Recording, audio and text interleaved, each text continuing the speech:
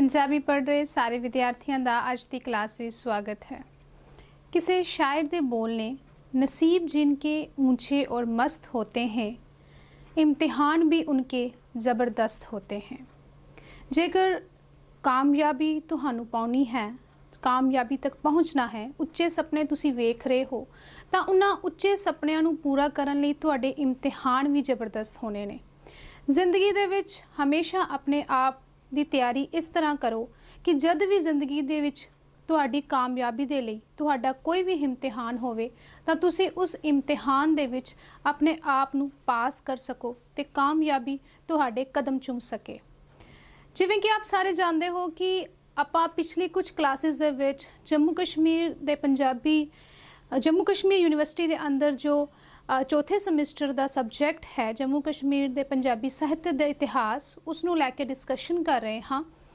जिवें कि आपां पिछली क्लासिस दे विच हमेशा इस गल उत्ते इस गल नूं आखदे हाँ कि जम्मू कश्मीर का जो इतिहास है उसनूं 3 भागां दे विच वंडिया गया है।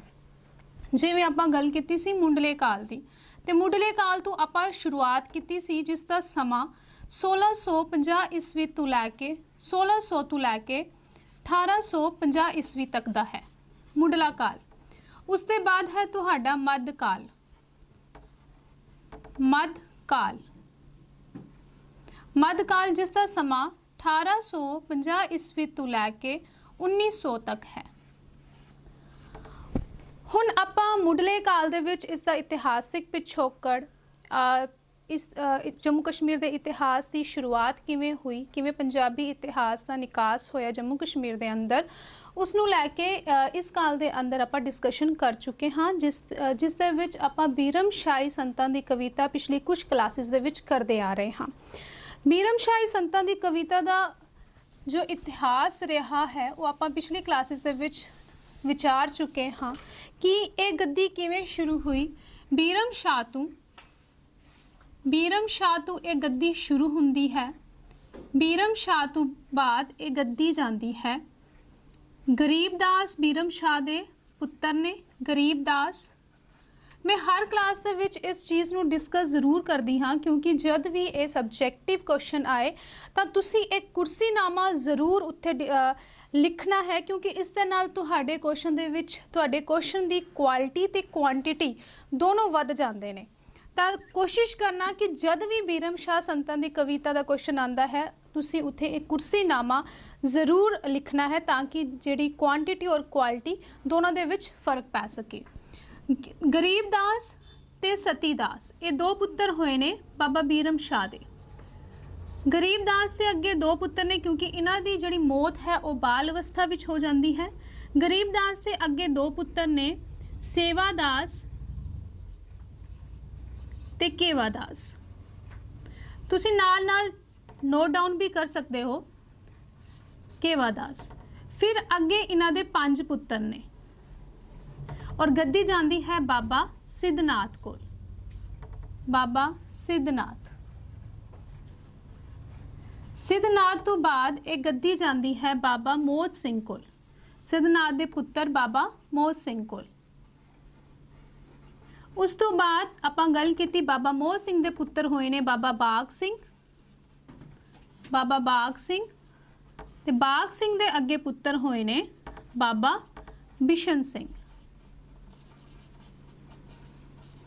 बिशन सिंह फिर बिशन सिंह तो बाद एक गद्दी जाती है बाबा गणपत सिंह कोल।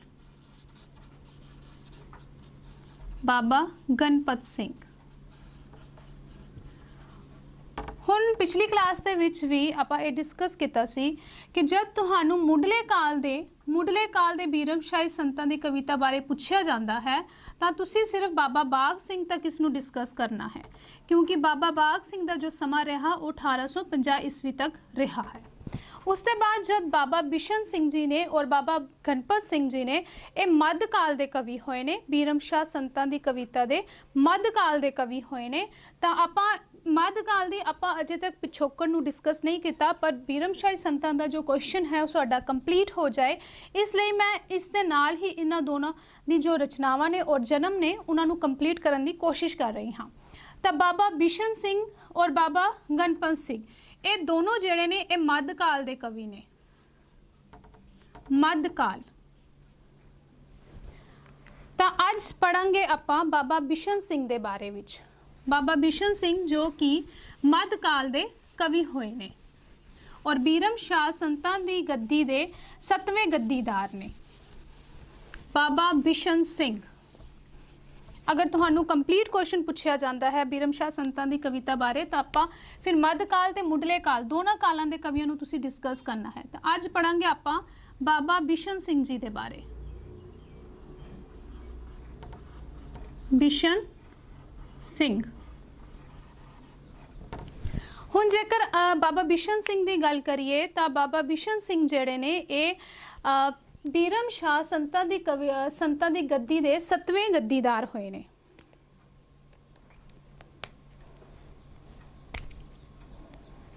सतवें गद्दीदार ने, गद्दीदार। इन्हां दा जन्म जिहड़ा है, जन्म इन्हां दा 1821 ईस्वी दा है। 1821 ईस्वी बाबा बाग सिंह दे घरे जन्म लैंदे ने। पिता इन्हां दे बाबा बाग सिंह।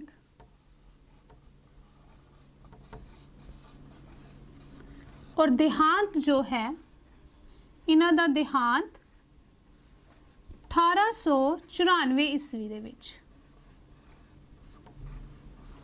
ये चीज़ां जद भी आपां किसी के जीवन के बारे लिखते हाँ तो ये चीज़ां मैंशन करनियां बहुत इंपॉर्टेंट ने।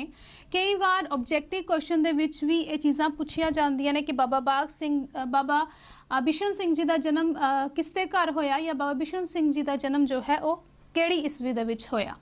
तो देहांत इन्हां दा 1894 ईस्वी दे विच होया।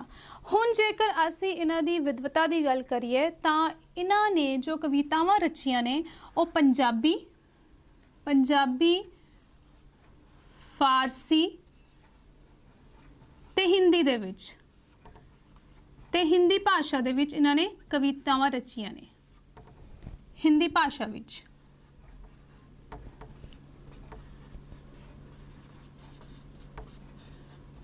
मैं शॉर्टकट विच तुहानू समझा रही हाँ, तुसीं इसनू इलैबोरेट करके पूरा एक अपना आंसर जिहड़ा है वो प्रिपेयर कर सकते हो। पंजाबी, फारसी ते हिंदी भाषा दे विच इन्हां ने कवितावां रचियां ने। जेकर असीं इन्हां दी कविता की गल करिए तो छोटी कविता इन्हां ने रची है।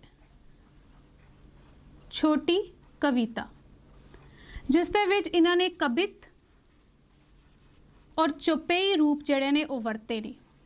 होर भी रूप वरते ने पर मैक्सिमम इन्हां ने कवित और चौपेई रूप जिहड़े ने वो वरते ने कविता दे। हुण गल आंदी है विषयां दी कि किहड़े विषय इन्हां ने अपनी कविता दे अंदर उजागर कीते ने। जद असी मुंडले काल की गल करते हाँ तो मुंडले काल के अंदर सिर्फ और सिर्फ अध्यात्मिक विषयां नूं लिया गया कि इंसान ने किवें परमात्मा तक पहुँचना है। पर जद आपां मध्यकाल की गल करते हाँ तो मध्यकाल के अंदर जिहड़ा ने वो मेन विषय जो रहा है वो है मनुखी कदरां कीमतां की गल। इस काल के कवियों ने अपनी कवितावां दे अंदर कीती है, मनुखी कदरां कीमतां नूं उजागर कीता है। हुण विषय किहड़े ने इन्हां दे, वख-वख विषयां उत्ते इन्हां ने कवितावां रचियां। किहड़े-किहड़े विषय ने? पहला है मनुखी कदरां कीमतां की गल कीती है। कदरां कीमतां नूं उजागर कीता है।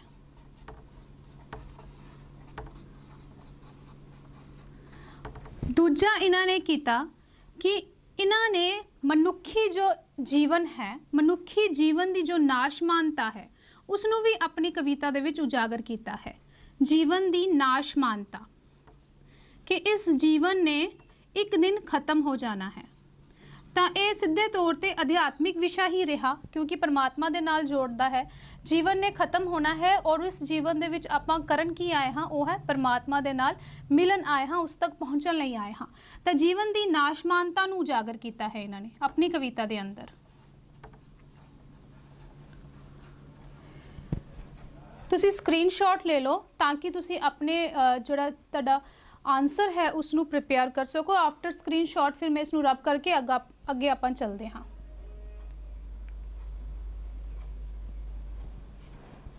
स्क्रीनशॉट तुसी ले लिया होएगा। नैक्सट इन्होंने दो विषय आपां देखे कि इन्होंने अपनी कविता के अंदर किहड़े किहड़े विषय लिखे ने। पहला कि मनुखी कदरां कीमतां नूं उजागर किया है, दूजा जीवन की नाशमानता नूं उजागर किया है, तीजा जिहड़ा है इन्होंने महाभारत जो कि हिंदू धर्म का ग्रंथ है, धार्मिक ग्रंथ है, महाभारत विचलियां जड़ियां विचलियां घटनावां का जिक्र किया है।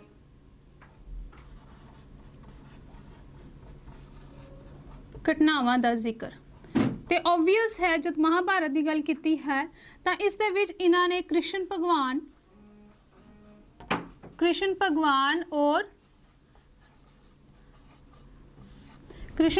और नाले ही राम भगवान जिहड़े ने राम की महिमा का गान भी किया है।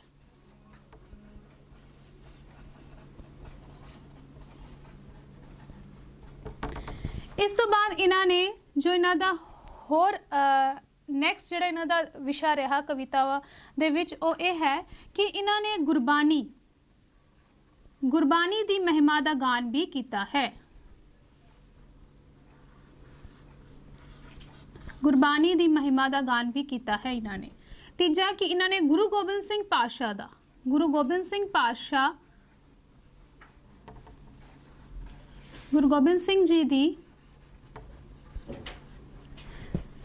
जी दी महिमा भी गान की है। इस तरह अगर असी गल करिए इन्हां दे वख-वख विषयां नूं वेखिए तो वख-वख विषयां दे अंदर आपां वेख सकते हाँ कि इन्हां दी जिहड़ी कविता है वो मिलभोगी कविता ही रही है। विषय जिहड़े ने मिलभोगी ही रहे ने। एक जगह ते ये गुरबानी दा गायन कर रहे हैं, गुरबानी दी महिमा दा गान कर रहे हैं, तो दूजी जगह जिहड़े ने ये वेदां नूं भी इंपोर्टेंस दे रहे हैं, वेदां दी महिमा नूं भी साडे सामने दर्शा रहे हैं। उसके बाद राम भगवान की महिमा भी गा रहे हैं, कृष्ण भगवान की महिमा भी गा रहे हैं, तो नाल गुरु गोबिंद सिंह जी पातशाह नूं श्रद्धांजलि देंदे हुए ये कवितावां भी रच रहे हैं। इस तरह आप कह सकते हाँ कि इन्हां दी जिहड़ी कविता है, कविता दा जिहड़ा विषय है वो मिलभोगा रहा है, मिलभोगी कविता इन्होंने लिखी है। कविता लिखी इन्होंने। आप विषय भी देख ले कि किहड़े-किहड़े विषय इन्हां दी कविता दे विच हन और नाले ही इन्हां दी जिहड़ी कविता है वो मिलभोगी रही है। इस तो बाद आप डिस्कस करते हाँ कि इन्होंने कविता के अंदर जिहड़े व्याकरण पक्ष है या भाषा जिहड़ी है वो किस तरह की वरती है। हुण जेकर भाषा की गल करिए कि इन्होंने अपनी कविता के अंदर किस तरह की भाषा का जिक्र किया है, किस तरह की भाषा इन्होंने वरती है, तो इन्हां दी कवितावां दे अंदर जो भाषा है वो पंजाबी भाषा मिलती है। सानू पंजाबी भाषा इन्होंने इस्तेमाल की है और नाले ही किधरे कई थावां ते इन्होंने जिहड़ी है पुंछी भाषा भी वरती है। पुंछी जो कि पहाड़ी बोली है, पंजाबी दा ही डायलैक्ट है पुंछी पहाड़ी बोली, क्योंकि बीरम शाह जड़े ने वो चलास पिंड दे ने जो कि पुंछ दे अंदर है, तो फिर ये जिहड़ी पहाड़ी बोली जिहड़ी इन्हां दी अपनी मातृ भाषा है उस स्थान की वो भाषा भी इन्होंने अपनी कवितावां दे विच वरती है। हुण आपां वेखदे हाँ कि किस तरह के काव टोटे इन्हां दियां रचनावां दे विच सानू वेखण नूं मिलदे ने। तुसीं अपनी स्क्रीन उत्ते देख सकते हो कि किवें इन्हां ने वख-वख विषय लेके अपनी कवितावां नूं रचिया है। जिवें कि सब तो पहले आपां वेखदे हाँ कि बंदगी बारे ये की लिखदे ने, जोत विच जोत नूं मिलाए सो ही जोगी जान, जोत जोत विच लीन रहे सो ही जान बंदगी। हुण बंदगी दे बारे च एक काव टोटा लिखदे ने कि किवें आपां परमात्मा दी बनाई हुई जोत हाँ किवें परमात्मा साडे अंदर जिहड़ा है वो वस रहा है। उसके बाद जेकर असीं देखिए तो इन्हां ने महाभारत के युद्ध बारे भी अपनी कवितावां दे अंदर जिक्र किया है। जिवें लिखते ने, घटा धूप धूड़ नाल बदल सी छाए होए, बिजली चमकदी सी तिखी तलवार दी, चन अते सूरज सी ढाल कोच सोहणे, बदल गरज रहे घोड़ियां हिनकार सी। हुण उसके बाद ही ये पिंड चलास अपने पुंछ के बारे विच भी इन्होंने उसकी खूबसूरती बारे भी इन्होंने लिखा है। सुच्ची धरती पिंड चलास जिथे सतगुरां दा वास, सिद्धनाथ मौज सिंह भारी करदे ने जो शेर सवारी, दारा पीर जो उच्चा संत रहे मैदानी मस्त अनंत। हुण वेखो किवें इन्हां ने सिद्धनाथ जी का मौज सिंह का अपनी कवितावां दे अंदर जिक्र किया है। ਉਸ ਦੇ ਨਾਲ ਹੀ ਇਹਨਾਂ ਨੇ ਗੁਰੂ ਗ੍ਰੰਥ ਸਾਹਿਬ ਅਤੇ ਪਵਿੱਤਰ ਗੁਰਬਾਣੀ ਬਾਰੇ ਵੀ ਲਿਖਿਆ ਹੈ। ਗੁਰੂ ਗ੍ਰੰਥ ਪੁਨੀਤ ਅੰਮ੍ਰਿਤ ਗੁਰਬਾਣੀ ਭਰਿਆ, ਨਾਨਕ ਅੰਗਦ ਅਮਰਦਾਸ ਹੈ ਰਾਮਦਾਸ ਦਾ ਸਰਿਆ। ਅਰਜਨ ਹਰ ਗੋਬਿੰਦ ਲੀ ਹਰ ਰਾਏ ਦੀ ਭਗਤੀ, ਹਰ ਕ੍ਰਿਸ਼ਨ ਤੇ ਤੇਗ ਬਹਾਦਰ ਜੀ ਦੀ ਸ਼ਕਤੀ। ਸ਼੍ਰੀ ਗੁਰੂ ਗੋਬਿੰਦ ਸਿੰਘ ਇੱਥੇ ਹੈ ਹਿੱਸਾ ਪਾਇਆ, ਭਵ ਸਾਗਰ ਲਈ ਕਲੀ ਕਾਲ ਵਿੱਚ ਜਹਾਜ਼ ਬਣਾਇਆ। ਹੁਣ ਇਸ ਦੇ ਨਾਲ ਹੀ ਰਾਮ ਨਾਮ ਦੀ ਮਹਿਮਾ ਦਾ ਵੀ ਜ਼ਿਕਰ ਕਰਦੇ ਨੇ, ਜਿਵੇਂ ਕਿ ਅਗਲੇ ਕਾਵ ਟੋਟੇ ਵਿੱਚ ਤੁਸੀਂ ਵੇਖ ਸਕਦੇ ਹੋ। ਰਾਮ ਨਾਮ ਸੁਖ ਧਾਮ ਇੱਕ ਵਸਤੂ ਹੈ ਪਿਆਰੀ, ਰਾਮ ਨਾਮ ਹੈ ਪਿੰਡ ਆਤਮਾ ਪ੍ਰਗਟ ਸ੍ਰਿਸ਼ਟੀ ਸਾਰੀ। ਹੁਣ ਇਸ ਤਰ੍ਹਾਂ ਜਿਹੜੇ ਨੇ, ਇਸ ਤਰ੍ਹਾਂ ਇਹਨਾਂ ਦੇ ਕਾਵ ਟੋਟੇ ਸਾਨੂੰ ਵੇਖਣ ਨੂੰ ਮਿਲਦੇ ਨੇ ਵੱਖ-ਵੱਖ ਵਿਸ਼ਿਆਂ ਉੱਤੇ। ਜੇਕਰ ਇਹਨਾਂ ਦੀਆਂ ਕਵਿਤਾਵਾਂ ਦੀ ਗੱਲ ਕਰੀਏ ਤਾਂ ਇਹਨਾਂ ਦੇ ਜਿਹੜੇ ਪੋਤੇ ਹੋਏ ਨੇ, ਪੋਤੇ ਚੇਤ ਸਿੰਘ, ਇਹਨਾਂ ਦੇ ਪੋਤੇ ਹੋਏ ਨੇ ਚੇਤ ਸਿੰਘ, ਜਿਨ੍ਹਾਂ ਨੇ 1947 ਈਸਵੀ ਤੱਕ ਇਹਨਾਂ ਦੀਆਂ ਜਿਹੜੀ ਕਵਿਤਾਵਾਂ ਸਨ, ਇਹਨਾਂ ਦੀਆਂ ਰਚਨਾਵਾਂ ਸਨ, ਉਹਨਾਂ ਨੂੰ ਸੰਭਾਲ ਕੇ ਰੱਖਿਆ। ਪਰ ਜਦ 1947 ਦੀ ਵੰਡ ਹੁੰਦੀ ਹੈ ਤਾਂ ਇਹਨਾਂ ਦੀਆਂ ਮੈਕਸਿਮਮ ਰਚਨਾਵਾਂ ਜਿਹੜੀਆਂ ਨੇ ਉਹ ਗੁੰਮ ਹੋ ਜਾਂਦੀਆਂ ਨੇ। ਤਾਂ ਇਸ ਤਰ੍ਹਾਂ ਆਪਾਂ ਪੜ੍ਹਿਆ ਕਿ ਕਿਵੇਂ ਬਾਬਾ ਬਿਸ਼ਨ ਸਿੰਘ ਜੀ ਦਾ ਜੀਵਨ ਰਿਹਾ, ਕਿਵੇਂ ਉਹਨਾਂ ਨੇ ਵੱਖ-ਵੱਖ ਵਿਸ਼ਿਆਂ ਨੂੰ ਆਪਣੀ ਕਵਿਤਾਵਾਂ ਦੇ ਅੰਦਰ ਉਜਾਗਰ ਕੀਤਾ। ਬੇਸ਼ੱਕ ਉਹਨਾਂ ਨੇ ਪੰਜਾਬੀ ਭਾਸ਼ਾ ਦਾ, ਉਹਨਾਂ ਦੀ ਕਵਿਤਾਵਾਂ ਦੇ ਅੰਦਰ ਸਾਨੂੰ ਪੰਜਾਬੀ ਭਾਸ਼ਾ ਵੇਖਣ ਨੂੰ ਮਿਲਦੀ ਹੈ। ਵਿਆਕਰਣ ਪੱਖੋਂ ਜੇਕਰ ਅਸੀਂ ਬੀਰਮ ਸ਼ਾਹ ਸੰਤਾਂ ਦੀ ਕਵਿਤਾ ਦੀ ਗੱਲ ਕਰੀਏ ਤਾਂ ਬੇਸ਼ੱਕ ਜਿਹੜੇ ਬਿੰਬਾਂ ਦਾ, ਅਲੰਕਾਰਾਂ ਦੀ ਜ਼ਿਆਦਾ ਵਰਤੋਂ ਨਹੀਂ ਕੀਤੀ ਗਈ, ਪਰ ਸਾਰੇ ਜਿਹੜੇ ਬੀਰਮ ਸ਼ਾਹ ਸੰਤ ਹੋਏ ਨੇ, ਇਹਨਾਂ ਦਾ ਮੇਨ ਮਕਸਦ ਇਹੀ ਰਿਹਾ ਹੈ ਕਿ ਜਿਹੜੇ ਇਹਨਾਂ ਦੇ ਵਿਚਾਰ ਨੇ ਉਹ ਆਮ ਲੋਕਾਂ ਤੱਕ ਪਹੁੰਚਾਏ ਜਾਵਣ, ਔਰ ਸਰਲ ਤੇ ਮਿੱਠੀ ਭਾਸ਼ਾ ਜਿਹੜੀ ਇਹਨਾਂ ਨੇ ਆਪਣੀ ਰਚਨਾਵਾਂ ਦੇ ਅੰਦਰ ਵਰਤੀ ਹੈ। ਤਾਂ ਇਸ ਤਰ੍ਹਾਂ ਮੇਨ ਜੋ ਵਿਸ਼ਾ ਇਹਨਾਂ ਦੀ ਕਵਿਤਾ ਦੇ ਅੰਦਰ ਰਿਹਾ ਉਹ ਇਹੀ ਹੈ ਕਿ ਮਨੁੱਖੀ ਕਦਰਾਂ ਕੀਮਤਾਂ ਨੂੰ ਇਹਨਾਂ ਨੇ ਉੱਚਾ ਚੁੱਕਿਆ, ਉਹਨਾਂ ਨੂੰ ਉਜਾਗਰ ਕੀਤਾ ਆਪਣੀ ਕਵਿਤਾ ਦੇ ਅੰਦਰ। ਅਗਲੀ ਕਲਾਸ ਦੇ ਵਿੱਚ ਜਾਣਾਂਗੇ ਕਿ ਬਾਬਾ ਗਣਪਤ ਸਿੰਘ ਜੀ ਦਾ ਜੀਵਨ ਕਿਸ ਤਰ੍ਹਾਂ ਦਾ ਰਿਹਾ, ਤੇ ਉਸੇ ਕਲਾਸ ਦੇ ਨਾਲ ਫਿਰ ਸਾਡਾ ਜਿਹੜਾ ਬੀਰਮ ਸ਼ਾਹ ਸੰਤਾਂ ਦੀ ਕਵਿਤਾ ਦਾ ਪੂਰਾ ਕੁਐਸਚਨ ਹੈ, ਪੂਰਾ ਜੋ ਟਾਈਟਲ ਹੈ ਉਹ ਸਾਡਾ ਸਮਾਪਤ ਹੋ ਜਾਏਗਾ। ਫਿਰ ਅੱਗੇ ਜੋ ਗੱਲ ਕਰਾਂਗੇ ਉਹ ਮੱਧਕਾਲ ਨੂੰ ਲੈ ਕੇ ਗੱਲ ਕਰਾਂਗੇ। ਮਿਹਨਤ ਕਰਦੇ ਰਹੋ, ਆਪਣੇ ਨੋਟਸ ਪ੍ਰਿਪੇਅਰ ਕਰਦੇ ਰਹੋ ਤਾਂ ਕਿ ਤੁਹਾਨੂੰ ਲਿਖਣ ਦੇ ਵਿੱਚ ਕੋਈ ਪ੍ਰੋਬਲਮ ਨਾ ਆਏ।